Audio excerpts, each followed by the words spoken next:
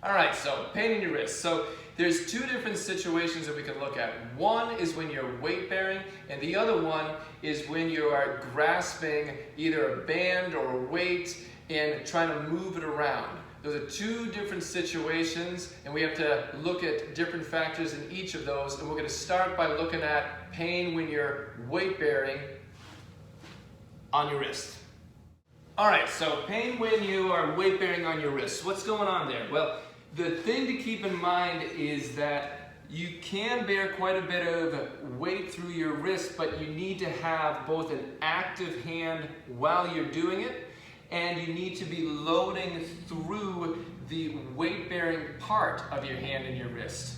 And what I mean by your hand being active is that when you're looking on down, oftentimes folks that get wrist pain, they'll have some very relaxed hands. They're kind of flaccid through the fingers. And that's okay until something gets irritated, and at that point something's being jammed in order to support you. So what you want to make sure when you are weight bearing through your wrist is that your fingertips are pressing down enough into the ground that your fingernails will be a bit blanched. So you want to have some pressure through your fingertips in order to engage all of these muscles that will cross the wrist and support it. So that's rule number one, have an engaged hand. Make sure your fingertips are a little bit blanched. Doesn't have to be killer hard, but something's awake. The other thing is the position in which you can bear weight through your wrist. There is a heel to the hand, and that is right here on the outside pinky side of your hand. This is the heel of the hand. This is where you can bear quite a bit of weight through, and structurally it's built to be able to take it. Folks that tend to get wrist pain, often they are rolling in on their hands and they end up jamming their thumbs or jamming the wrist itself, and that's part of the problem. So you want to try and have your weight out on the outside part of your hand, loading that heel of the hand. A visual that you can use when you're doing that is to try and pitch a bit of a tent to the inside of the hand, not letting it roll in. So you make a little bit of a tent. And that's what you want to try and hold as, say, you're up on your arms, then you're going back and forth through something like a push-up. You don't want the hand to fall in. Now, oftentimes what is driving those hands in isn't exclusively here. Oftentimes it's up at the shoulder girdle.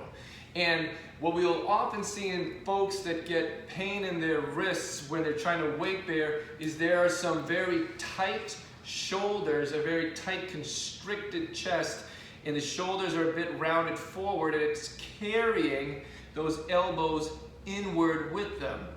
So this is someone that needs to do a little bit more palms up and out in their day. So if you yourself have some wrist pain when you're weight bearing and you can sense that you are not on the outside portion of that hand and it's kind of odd for you to get there, try turning your palms maximally up and out. Feel how tight that is. Take a deep breath. Feel how restricted your chest is.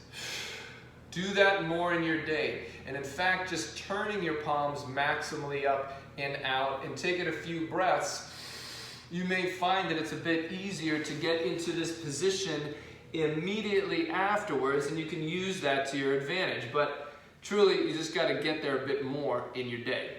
So you want to have an active hand, and you want to be on the outside portion of your hand throughout weight bearing, and if you can do that, it's going to feel just fine. But again, note that it's not just what's going on here that may be driving some of this. Oftentimes there's some things going on up above that makes it so that you can't help but fall on in, and you got to take a big picture look. All right, so that was wrist pain when you are weight bearing. What's going on with wrist pain when you are holding some sort of resistance? What do we need to modify there in order to help it out? So what often is happening is that when folks are doing some sort of resistance training, they're grasping either a handle, they're grasping a dumbbell or a kettlebell or even a barbell, they are allowing their wrists to collapse as they're trying to strain. The general rule when you are grasping and driving some sort of resistance is, well, there is no wrist in strength training.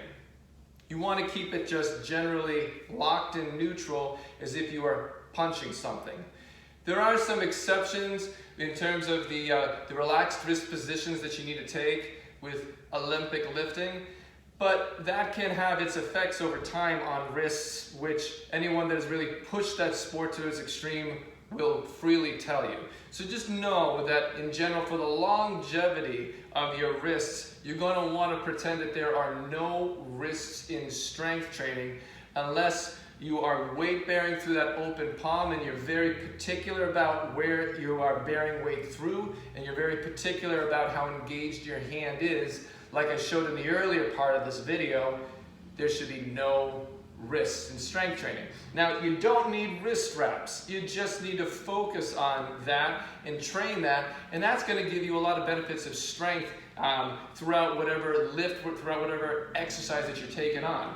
So one common thing that we'll see is, let's say you're doing something with a dumbbell where you're trying to move it through space, say like a curl. You may let the wrist collapse. You may be doing something more like an effort where it's like a hammer curl and you let the wrist collapse. There should be no wrist in strength training. In terms of with kettlebells, one common thing that we'll see is that as you hold it in kind of a racked position, you allow the wrist to be bent back. Now, if you were arm wrestling, you get to this point, you're going to lose. Not only can that get really strenuous on a wrist over time, but you lose all the power through your shoulder when you don't have a very strong and engaged hand forearm. So try to keeping it right there is very important. So try these things on out. Let me know how it works out. If you got any questions that come on up, please reach out, ask them. I'd love to help. Regardless, I hope your wrists are feeling great. I hope you're well.